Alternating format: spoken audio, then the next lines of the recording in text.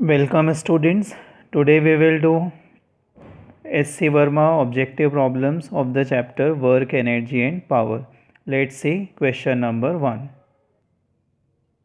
First question is, a heavy stone is thrown from a cliff of height h with a speed v. The stone will hit the ground with maximum speed if it is thrown. A. Vertically downward, B. Vertically upward, C. Horizontally and D. The speed does not depend on the initial direction. तो यहाँ पे question में given है कि एक stone को किसी Cliff के ऊपर खड़े होके v स्पीड से प्रोजेक्ट कर रहे हैं. उसको डाउनवर्ड प्रोजेक्ट करने पे मैक्सिमम स्पीड से ग्राउंड से स्ट्राइक करेगा, या अपवर्ड प्रोजेक्ट करने से, या हॉरिजॉन्टली प्रोजेक्ट करने से, या स्पीड डिपेंड ही नहीं करेगी इनिशियल डायरेक्शन पे. तो सॉल्व करते हैं इसको.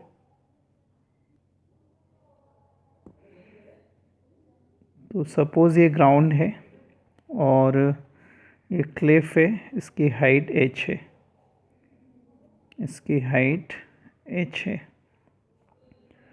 और एक स्टोन है, उसको हमने h हाइट से प्रोजेक्ट किया. इसको हॉरिजॉन्टली प्रोजेक्ट करोगे तो ये कुछ ऐसा मूव करके ग्राउंड पर आएगा. अगर इसको ऊपर की तरफ कुछ एंगल बनाते हुए प्रोजेक्ट किया तो ये ऐसा मूव करके और फिर इधर कहीं आके गिरेगा. अगर डाउनवर्ड डायरेक्शन पे प्रोजेक्ट किया तो ये सीधे नीचे आ जाएगा. और भी कई तरीक़ों से प्रोजेक्ट कर सकते हैं. तो डिफरेंट डायरेक्शन में हम इसको प्रोजेक्ट कर रहे हैं. तो इसको v स्पीड से प्रोजेक्ट कर रहे हैं, और जिस स्पीड से ये ग्राउंड से स्ट्राइक करेगा उसको हमने बोल दिया फाइनल स्पीड vf. और जो इनिशियल स्पीड है ये v दी हुई है, vi इनिशियल स्पीड होगी और ये v दिया हुआ है. तो इसका आंसर निकालने के लिए हम इसमें मैकेनिकल एनर्जी का कंजर्वेशन अप्लाई कर सकते हैं. ये इनिशियल पोजीशन होगी और जब ये ग्राउंड से स्ट्राइक करेगा तो फाइनल पोजीशन हो जाएगी.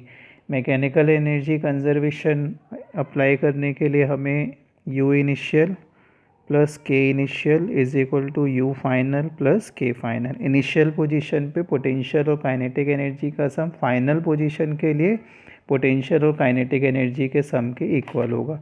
तो जब इनिशियल पोजीशन पे है, अगर स्टोन मतलब h हाइट पर है, तो h हाइट पर है तो पोटेंशियल एनर्जी mgh हो गई.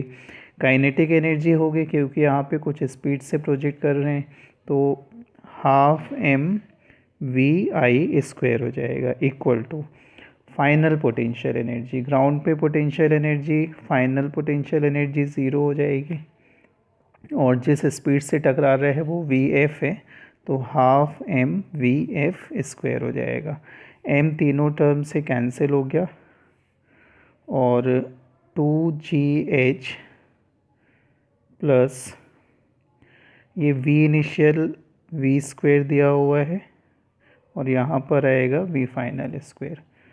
Then v final square is equal to under root of v स्क्वायर प्लस 2gh. तो इस रिज़ल्ट को देखना है हमें. इस रिज़ल्ट में v वो स्पीड है जिससे प्रोजेक्ट कर रहे हैं, h हाइट है, g acceleration due to gravity. तो फाइनल स्पीड डिपेंड कर रही है किस इनिशियल स्पीड से प्रोजेक्ट किया था और कितनी हाइट से प्रोजेक्ट किया था. फाइनल स्पीड इस बात पे डिपेंड नहीं कर रही है कि हमने स्टोन को कितने एंगल से प्रोजेक्ट किया था. एंगल ऑफ प्रोजेक्शन या डायरेक्शन पे नहीं डिपेंड कर रही है final speed.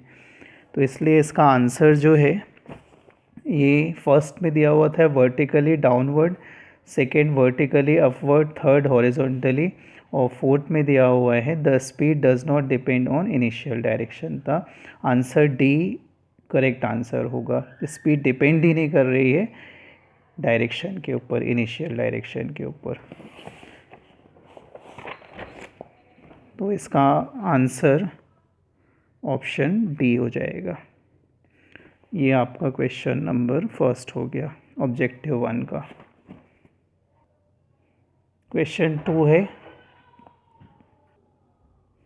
2 springs A and B, और ब्रैकेट में दिया है k A is equal to twice of k B. K A और के बी फर्स्ट और सेकेंड स्प्रिंग के स्प्रिंग कांस्टेंट है, are stressed by applying force of equal magnitudes at the four ends if the energy stored in A is E then in B is option A E by 2, B 2e, C E and D is E by 4।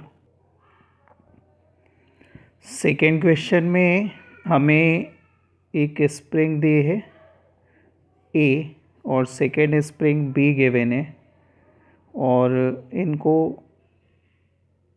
Stretch किया हुआ है same force लगा के। इस spring पे force F लगाए हैं दोनों एंड पर और दूसरी स्प्रिंग पे भी F फोर्स लगाए हैं दोनों एंड पर।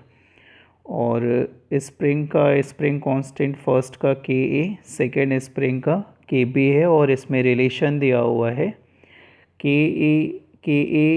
Is equal to the twice of Kb। तो इसका यूज़ कर लेंगे बाद में। दोनों स्प्रिंग के ऊपर सेम फोर्स अप्लाई कर रहे हैं और दोनों एंड पर अप्लाई कर रहे हैं। फर्स्ट स्प्रिंग में जो स्टोर्ड एनर्जी है, पोटेंशियल एनर्जी U से डिनोट होती है और इसमें E गिवन है। फर्स्ट और सेकेंड के लिए हमें फाइंड करना है, U2 कह दे रहे हैं इसको, और इसको U1 E के इक्वल है और U2 फाइंड करनी है हमको। सेकेंड स्प्रिंग में कितनी एनर्जी स्टोर होगी। तो स्प्रिंग के अंदर जो स्टोर होने वाली एनर्जी होती है, अगर स्प्रिंग में एलोंगेशन या कंप्रेशन x हो तो स्प्रिंग के अंदर स्टोर्ड एनर्जी का एक्सप्रेशन होता है U is equal to half kx²। और जो फोर्स होता है स्प्रिंग फोर्स F, इसका मैग्नीट्यूड k इंटू x होता है। अगर हम यहाँ से k निकालें तो ये F अपॉन x हो जाएगा, या x की वैल्यू निकाल लो यहाँ से। x को आप लिख सकते हो F बाई k, तो U is equal to half k और x के प्लेस में मैं F बाई k रख रहा हूँ तो ये F² अपॉन k² हो जाएगा। k और k कैंसिल हो गया।